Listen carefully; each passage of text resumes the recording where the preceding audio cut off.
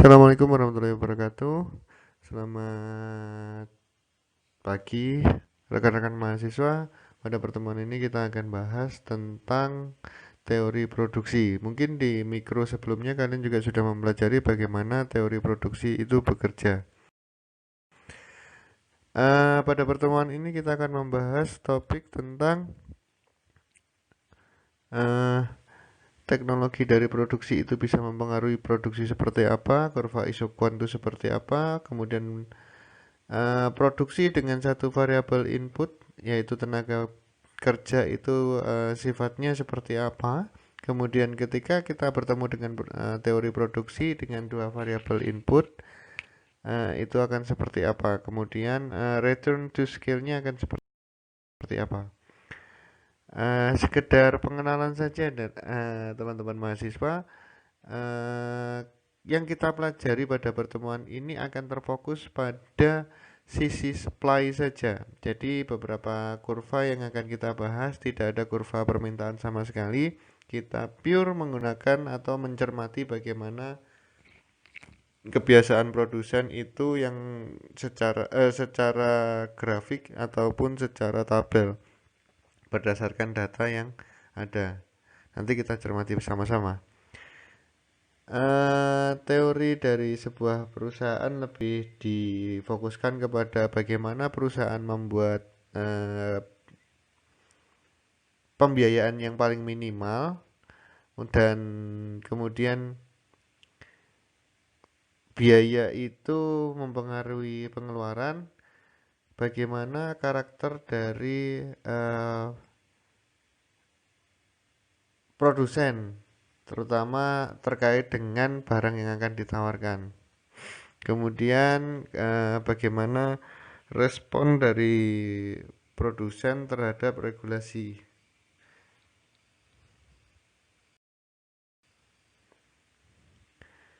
Teknologi produksi lebih bisa kita alamatkan dalam bentuk kombinasi dari input atau faktor produksi yang akan menghasilkan output. Jadi gabungan dari faktor-faktor produksi yang akhirnya menghasilkan barang yang siap dipasarkan oleh produsen. Kategorinya banyak, seperti yang sudah pernah kalian pelajari. Kategori faktor produksi diantaranya adalah tenaga kerja, barang produksi atau bahan bakunya, kemudian capitalnya atau bisa disebut kalau dalam akuntansi modal tetapnya.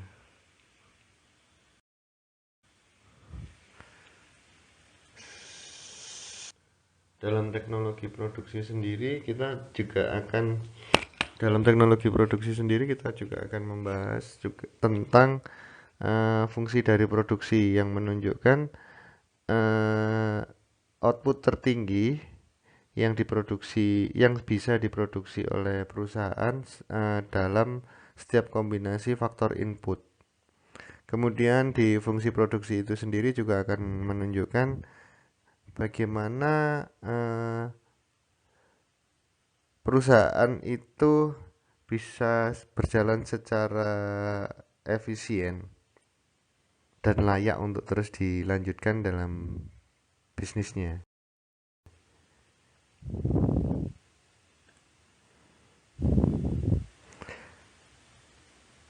Fungsi produksi dengan dua faktor input itu disimbolkan dalam fungsi produksi, yaitu quantity sama dengan fungsi dari capital dan labor.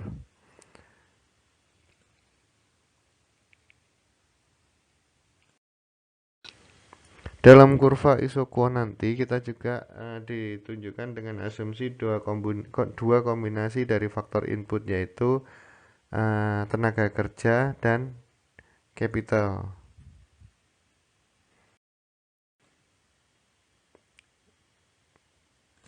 Berdasarkan pengamatan atau landasan empirisnya sering ditunjukkan bahwa setiap kenaikan dari capital itu juga akan berdampak pada peningkatan output ketika jumlah tenaga kerja itu juga ditambah atau tenaga kerja juga meningkat.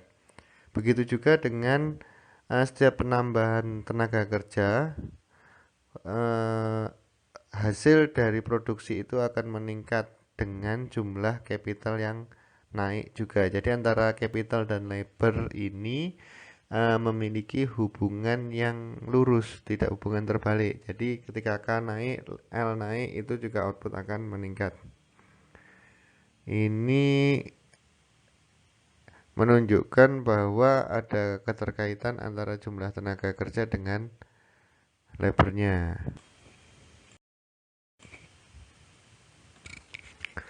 Kurva isokon juga menunjukkan kemungkinan produksi paling optimal yang hasilnya yang akhirnya akan memiliki output yang sama berapapun ditambahkan jumlahnya dengan kombinasi yang tidak sama atau dengan kombinasi yang berbanding terbalik ya nanti akan saya jelaskan, itu akan memiliki hasil produksi yang sama. Oke, pada kesempatan ini saya bahas juga tentang kita cek ya tabel dari fungsi produksi dari si pangan.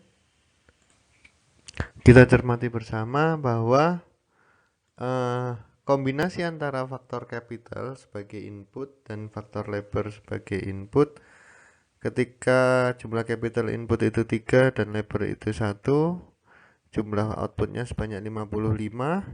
Kemudian ketika jumlah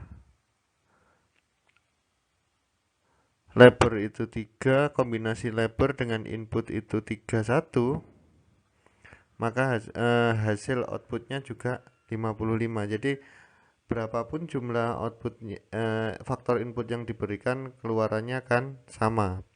Pada kondisi yang lain juga ketika kita mencermati kombinasi capital sebanyak 5, capital sebanyak 5 dan input sebanyak 1, output yang diberikan sebanyak 75. Ketika capital input sebanyak 3 dan faktor produksi atau faktor input tenaga kerja itu 2 dengan kombinasi total 5, hasilnya juga 75. Begitu juga ketika kita balik, capitalnya 2, labornya 3, 5 faktor input menghasilkan 75. Kemudian juga kita cek bersama bahwa ketika capital itu 1 dan jumlah labornya 5 secara kombinasi, hasil outputnya juga 75. Ini yang dimaksud tadi, berapapun faktor input, kombinasi faktor input yang diberikan itu akan menghasilkan output yang sama. Kita cek juga di keadaan yang lain, jumlahnya antara faktor input dan faktor output yang lain juga menghasilkan yang baik. Dari tabel sebelumnya kita bisa mencermati bersama kalau saja jumlah capital itu tidak mengalami perubahan dan jumlah tenaga kerja per tahun itu yang berubah-berubah, dalam kurva isokwan yang menggambarkan hubungan antara capital dan tenaga kerja menunjukkan bahwa ketika capital yang sama sejumlah 3 ini dan jumlah tenaga kerja yang ditambahkan, output yang dihasilkan pun juga bergerak. Jadi barang yang ditawarkan bisa dikatakan semakin lebih banyak pada posisi ini. Ketika jumlah tenaga dengan capital 3, jumlah tenaga kerjanya 1, output yang bisa dihasilkan sebanyak 55. Ketika jumlah tenaga kerja ditambah menjadi 2, output yang dihasilkan menjadi 75. Dan ketika tenaga kerja itu ditambahkan sebanyak 3, maka output yang dihasilkan pun kuantiti yang dihasilkan sebanyak 90.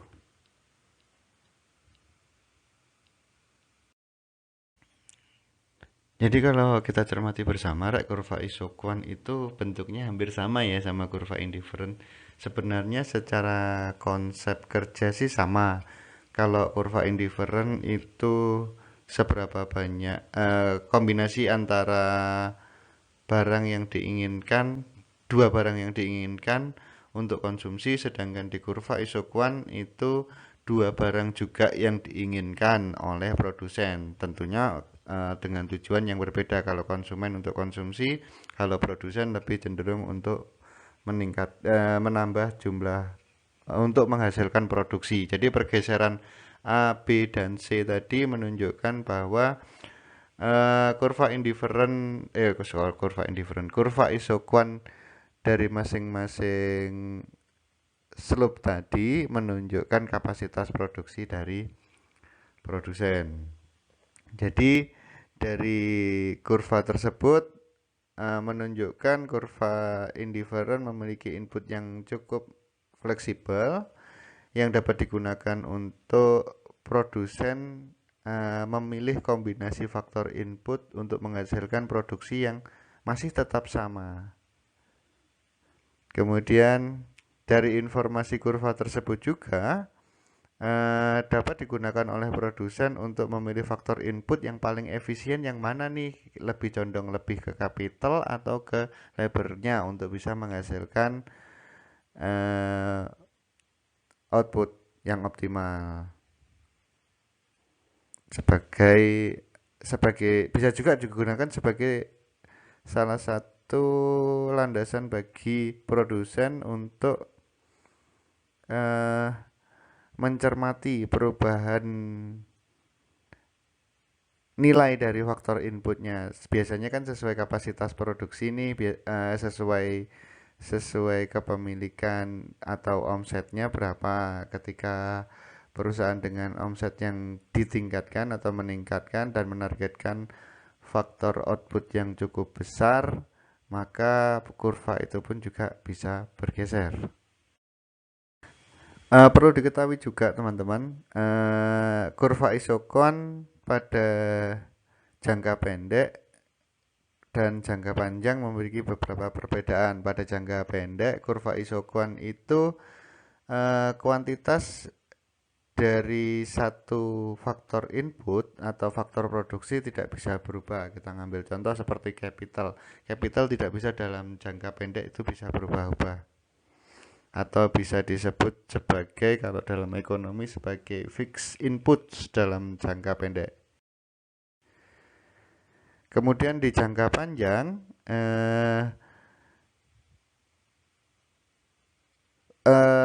biasanya menggunakan waktu. Basisnya tetap waktu yang digunakan untuk memperoleh faktor input.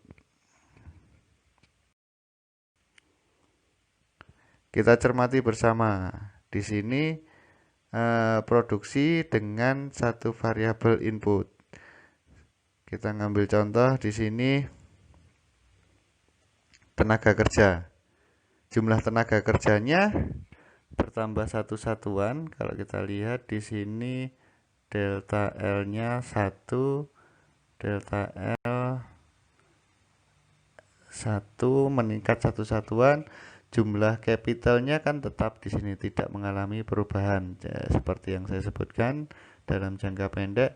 Dan kita cermati bersama ketika perusahaan itu hanya menambahkan satu faktor input yang cukup fleksibel, yang cukup mudah berubah dalam jangka waktu yang pendek, itu tenaga kerja atau labor, menghasilkan tingkat output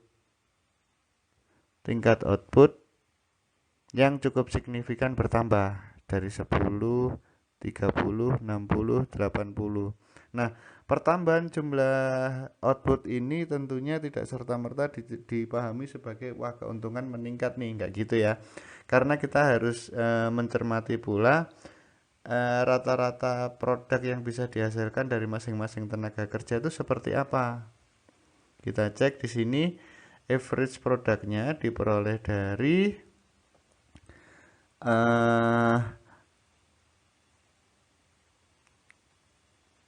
key yang dibandingkan dengan jumlah tenaga kerjanya. Kita ngambil contoh dengan total output 10, tenaga kerjanya 1, maka rata-rata produksi yang dihasilkan sebanyak 10. Ketika tenaga kerjanya 2, output yang dihasilkan atau Q-nya, kuantitas yang dihasilkan sebanyak 30 atau meningkat jadi 15. Tapi ketika kita tambahkan jumlah tenaga kerja sebanyak 4, output yang dihasilkan sebenarnya kan bertambah nih ya. Tapi secara rata-rata jumlah barang yang diproduksi yang dihasilkan itu sama. Bahkan secara marginal, kalau kita ngomongkan marginal produk kan rumusnya saya taruh di mana nih? Di bawah sini aja ya. Marginal produknya kita peroleh dengan rumus delta Q per delta L mengalami sedikit penurunan, sudah mengalami penurunan produk secara marginalnya. Jadi syaratnya sih, umumnya syaratnya ketika kita sudah memiliki data jumlah tenaga kerja yang terus ditambah dengan total output yang sudah kita catat juga datanya, kita bisa menarik kesimpulan nih, lebih baik menggunakan faktor input labor maksimal seberapa supaya kita tidak mengalami produksi yang terus menurun.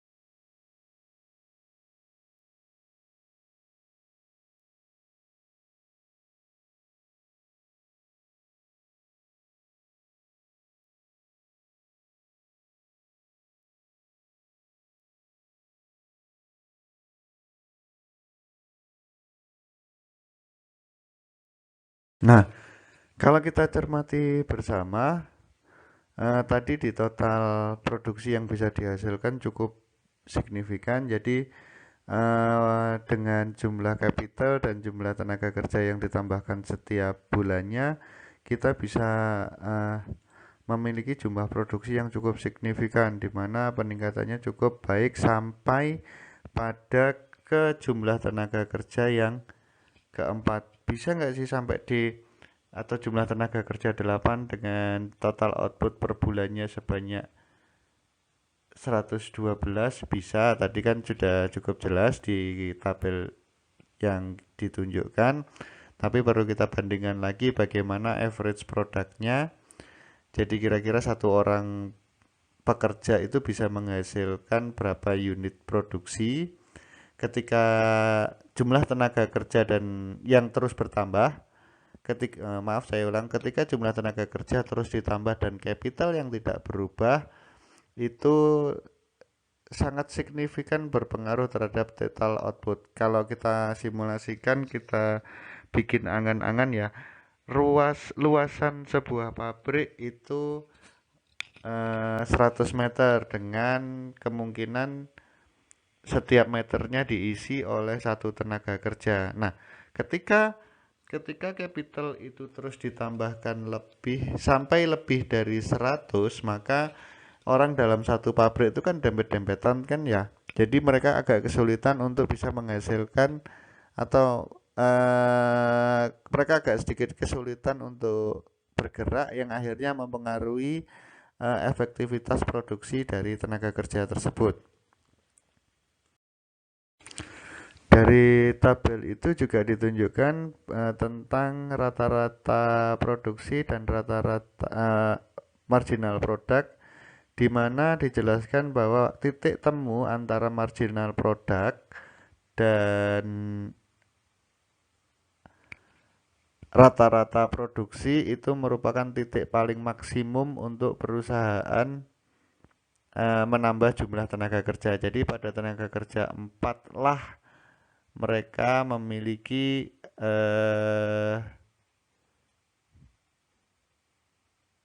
efisiensi produksi. Karena setelah itu kita cek dari marginal produknya, kita ketahui bersama di sini marginal produk lebih dari 4 itu cenderung menurun. Average produk pun juga lebih cenderung menurun.